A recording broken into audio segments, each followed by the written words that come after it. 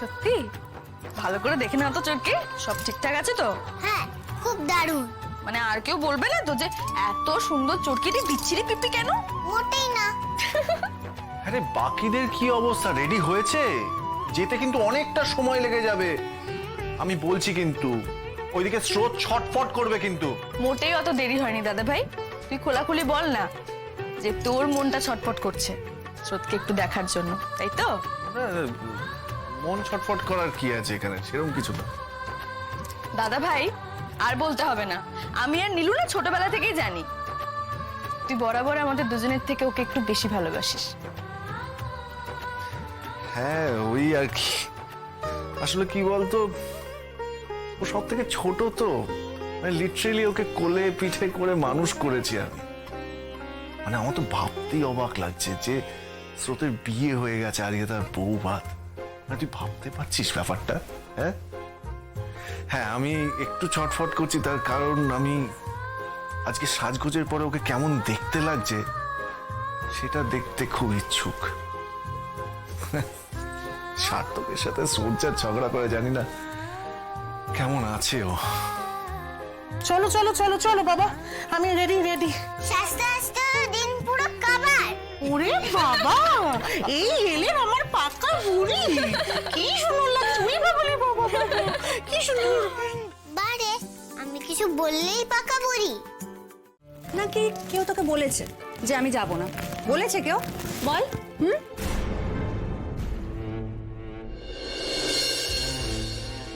কি রে চুপ করে আছিস কেন? বল, কেউ বলেছে যে? তুমি যে যাবে সে কথাটা আগে বলনি কিন্তু। আলাদা করে বলার কি আছে? এটা আমার ছোট বোনের বৌভাত বলে কথা, আমি যাব সেটাই তো স্বাভাবিক। না, এখনো পর্যন্ত কোন রকম স্বাভাবিক কাজ তুমি করনি, তাই জিজ্ঞেস করা হচ্ছে তোমাকে। তুমি কোথাও যাবে না, তুমি এই বাড়িতেই থাকবে, মনে রাখবে। শোন দাদা ভাই, আমি তোকে জিজ্ঞেস করছি না যে আমি স্রোতের বৌভাতে যাব কি যাব না। আমি ডিসিশন অলরেডি নিয়ে নিয়েছি, আর আমার তো কারোর পারমিশনের কোনো প্রয়োজন নেই। নাকি আমি স্রোতের শ্বশুর মশাইকে ফোন করে জিজ্ঞেস করব যে আমার স্রোতের বৌভাতে যাওয়া নিয়ে আপনার কোনো অসুবিধা আছে কিনা? একদম না, দয়া করে এই কেলেঙ্কারি তুমি আর ঘটাবে না। ব্যাস, তাহলে তো আমি যাচ্ছি। আচ্ছা, তোমাদের দেরি হয়ে যাচ্ছে না এত কথায় আলোচনায়?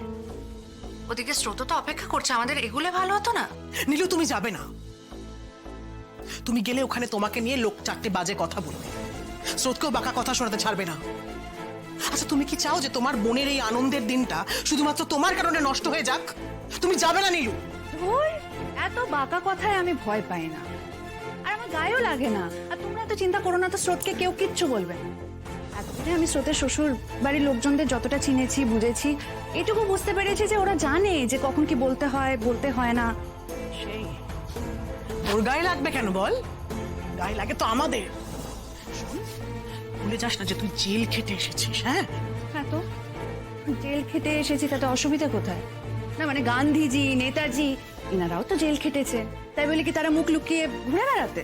এই তুই চুপ কর না, মুখটা বন্ধ রাখ না প্লিজ নীলু।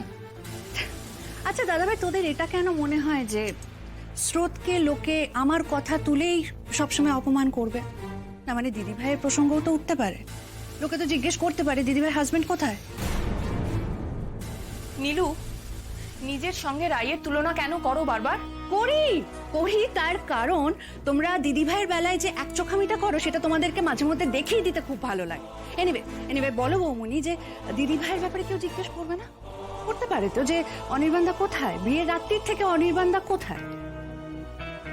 বাড়ির মেয়ে জেল খেটে এসেছে বলে তোমাদের এত অপমান হয়, কিন্তু বাড়ির জামাই তার আগের বউয়ের সঙ্গে রাত কাটালে তোমাদের কোনো সমস্যা নেই। ডিসকাস্টিং। চল চরকি, দেরি হয়ে যাচ্ছে। কি সর্বনাশ করতে তুই ওখানে যেতে চাইছিস বলবি? মা মা মা প্লিজ এরকম বলো না, তুমি প্লিজ চলো মা, তুমি না গেলে স্রোত দুঃখ পাবে, খারাপ লাগবে ওর। এরকম বলো না, চলো তুমি, তোমরা সবাই এগোও তো, আমি দরজাটা বন্ধ করে আসছি। হ্যাঁ যাও। চল। দরজাগুলো ভালো করে বন্ধ করে আয়। যাও।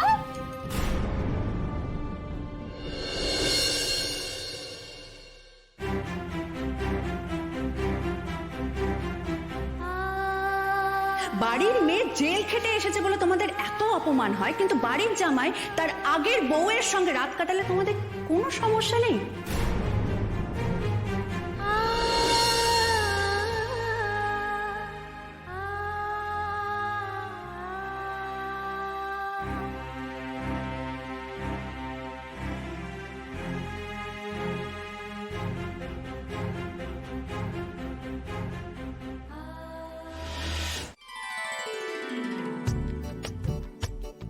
আসুন আসুন আসুন আসুন, আমি কিন্তু সবার উপর খুব রেগে গেছি। এত দেরি হলো কেন? আমার কোনো দোষ নেই কিন্তু কাকাবাবু, যা দেরি হয়েছে মহিলা মহলের জন্য হয়েছে। এরা সাজতে গুজতে এত টাইম নিয়েছে না, মানে দেখি দেখি দেখি, ও মা, হ্যাঁ নমস্কার নমস্কার নমস্কার, কি সুন্দর লাগছে তো সবাইকে। যাকে এই কারণে যদি দেরি হয়ে থাকে তাহলে এই সমস্ত অপরাধ মাফ করে দেয়া গেল। জানেন বেয়ান, আমরা আপনার ছোট মেয়েকে আপন করে নিয়েছি, তার মানে কিন্তু এটা না যে আর দুটো মেয়েও আমাদের কেউ নয়। হ্যাঁ, ওরাও কিন্তু আমাদের মেয়ে হয়ে গেছে। আর রাই, ও তো এক রাত্রির মধ্যে আমাদের সকলকে এমন ভাবে আপন করে নিয়েছে, বলার কথা নয়। এটা তো আমার ছোট মেয়ে স্রোতের সৌভাগ্য যে মাত্র এই দুদিনে আপনারা ওকে নিজের বাড়ির মেয়ের মতো ভালোবেসে ফেলেছেন, ওকে এত আপন করে নিয়েছেন। চলুন চলুন, ভেতরে চলুন সবাই। আমরা এখানে দাঁড়িয়ে কথা বলছি, ওদিকে মেয়ে যে ছটপট করছে আপনাদের জন্য। আসুন আসুন। হ্যাঁ চলুন চলুন চলুন, চলো তোমরা, ও যা অস্থির হচ্ছে, এসো এসো এসো।